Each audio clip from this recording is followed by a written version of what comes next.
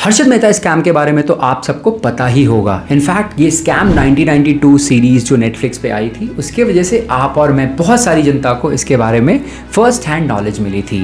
लेकिन 2007 में हुआ ये स्कैम इंडिया का सबसे बड़ा स्कैम था। इनफैक्ट हर्षद मेहता स्कैम इसके सामने एक चींटी जितना छोटा स्कैम दिखता है। टोटल स्कैम का साइज था 2 लाख करोड़ रुपए। ये 2007 की बात है। इनफैक्ट जब ये स्कैम का खुलासा हुआ था तो इंडिया पूरा हिलसा गया था कि इंडिया में इतना बड़ा स्कैम हो कैसे गया। बने रहिए इस वीडियो में। इस स्कैम के अलावा इंडिया के टॉप 5 सबसे बड़े फाइनेंशियल स्कैम्स के बारे में हम डिस्कस करेंगे। ये जो हमारा देश है ना इंडिया, स्कैम्स और स्कैमस्टर से भरा हुआ है। इनफैक्ट आपको पता भी नहीं चलेगा, आपके बगल वाला आपको चूना लगा के चला भी जाएगा। लेकिन पिछले कई सालों से इंडिया में कोई मेजर स्कैम्स हो ही नहीं हैं। मैं ये नहीं कह रहा कि स्कैम्स नहीं हो रहे हैं, मैं ये कह रहा हूँ कि चोरी पकड़ी नहीं गई है अभी तक। हो सकता है चोरी हो रही हो, हमें बिल्कुल नहीं पता। कुछ सालों बाद जब पकड़ी जाएगी तो वो स्कैम बन जाएगी। सत्यम कंप्यूटर्स ये हमारी लिस्ट में 5th नंबर का सबसे बड़ा स्कैम है। अब इंडिया में स्कैम हो रहा है तो स्टॉक मार्केट पे तो होगा ही, इसीलिए सत्यम कंप्यूटर स्टॉक मार्केट का सबसे बड़ा स्कैम बन गया था। स्कैम बड़ा सिंपल था। सत्यम कंप्यूटर्स के चेयरमैन ने बेसिकली कुछ लोगों के साथ मिलके अपनी बुक्स और अकाउंटिंग में फेरबदल करी। जितने ऑर्डर्स थे उससे कई गुना ज़्यादा ऑर्डर्स बढ़ा चढ़ाकर उन्होंने बुक्स में दिखाना स्टार्ट किया। गिवन सत्यम कंप्यूटर्स पब्लिकली लिस्टेड कंपनी थी तो मार्केट में ये सिग्नल जाता था कि हर साल इनको नए नए बड़े बड़े ऑर्डर्स मिल रहे हैं। तो पब्लिक इन्वेस्टर्स यानी कि मैं और आप, हमें तो ये सिग्नल बहुत ज़्यादा पॉजिटिव लगता है। इसकी वजह से लोगों ने उनके स्टॉक्स खरीदते गए और स्टॉक प्राइसेस ऊपर जाते गए। जब सत्यम कंप्यूटर्स के चेयरमैन ने ये बात एक्सेप्ट करी कि मैंने बुक्स को कुक किया है, 5 साल अकाउंटिंग फ्रॉड करी है, एक दिन के अंदर सत्यम कंप्यूटर्स का शेयर्स 80% से ज़्यादा क्रैश किया था। स्टॉक मार्केट की हिस्ट्री में शायद इतना बड़ा क्रैश कभी हुआ ही नहीं किसी एक स्टॉक को लेके।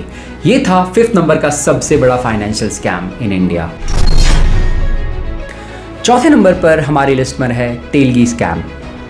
मैं ये दावे के साथ कह सकता हूँ कि आप में से 99% लोगों को ये स्कैम के बारे में पता ही नहीं होगा। इनफैक्ट जब मैं ये वीडियो की रिसर्च कर रहा था तब जाकर मुझे पता चला कि ऐसा कुछ स्कैम भी हुआ था हमारे देश में। स्कैम बड़ा ही सिंपल था। स्टैम्प पेपर्स की डिज़ाइन और प्रिंटिंग और डिस्ट्रीब्यूशन अक्रॉस इंडिया। जाली स्टैम्प पेपर्स बनाए गए और पूरे इंडिया में उनको बेचा गया। आप बोलोगे यार स्टैम्प पेपर को लेके इतना बड़ा स्कैम कैसे हो सकता है? जान के दिमाग फट जाएगा कि स्टैम्प पेपर का ये स्कैम सत्यम कंप्यूटर से ज़्यादा बड़ा स्कैम था। इनफैक्ट इस स्कैम का टोटल वैल्यू लगभग 20,000 करोड़ था। इस स्कैम को अंजाम देने वाला और कोई नहीं, इनफैक्ट अब्दुल करीम तेलगी, और उन्हीं के नाम पे ये स्कैम का नाम पड़ गया, तेलगी स्कैम। चलिए बढ़ते हैं तीसरे नंबर के सबसे बड़े स्कैम की ओर, कॉमनवेल्थ गेम स्कैम। इसके बारे में तो आप सबको पता ही होगा। हाल ही में हुआ 2010 में ये स्कैम इंडिया के लिए सबसे बड़ा ब्लैक डॉट बन गया वर्ल्ड इंटरनेशनल स्पोर्ट इंडस्ट्री में।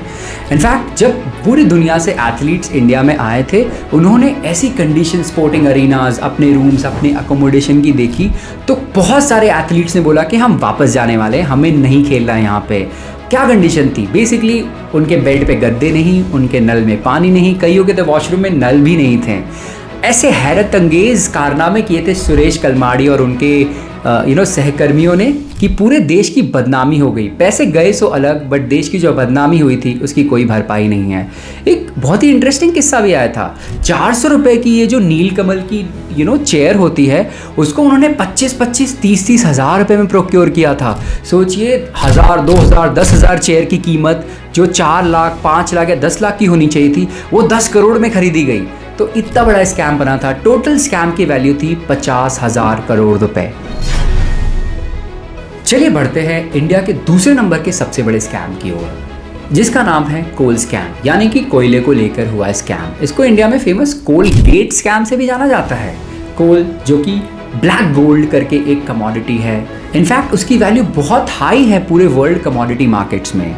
2004 से लेकर 2009 के बीच 5 साल के अंदर यूपीए सरकार के बड़े बड़े मिनिस्टर्स प्लस सेक्रेटरीज ने मिलकर इस कोयले के स्कैम को अंजाम दिया। टोटल वैल्यू 5 साल के अंदर स्कैम की निकल के आई 1,80,000 करोड़ रुपए।